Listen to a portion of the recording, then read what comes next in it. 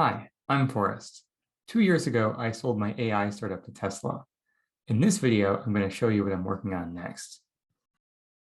In my opinion, climate change is the problem of our age.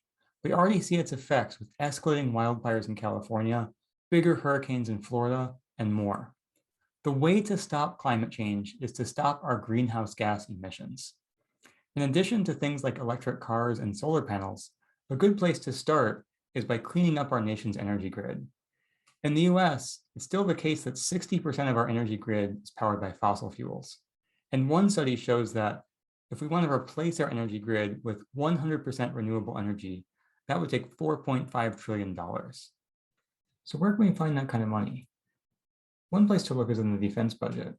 Government and military insiders are often the first to point out that we spend way too much money on defense and we get too little in exchange. We spend too much on complicated hardware when we should really be focusing on lightweight robots powered by software and AI. I think with the right set of new technologies, I believe we'll be able to save trillions of dollars on defense in the coming decade without diminishing our capabilities around national security. So as for me, I've put my money where my mouth is.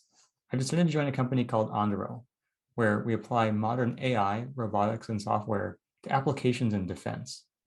My role is to lead the perception and AI group.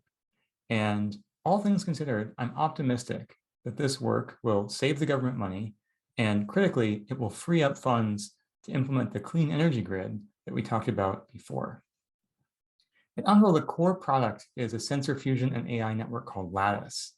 Some of the applications of Lattice include building secure perimeters, building counter-drone systems, and even protecting areas against attacks from cruise missiles.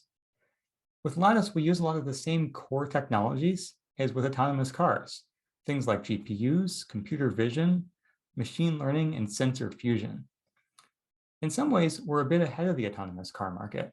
For example, if you look at Waymo, each car acts on its own, and self-driving car companies wish that all the cars were networked together and could make collective decisions. But with Lattice, we already have this. Lattice allows robots to work together in a networked fashion.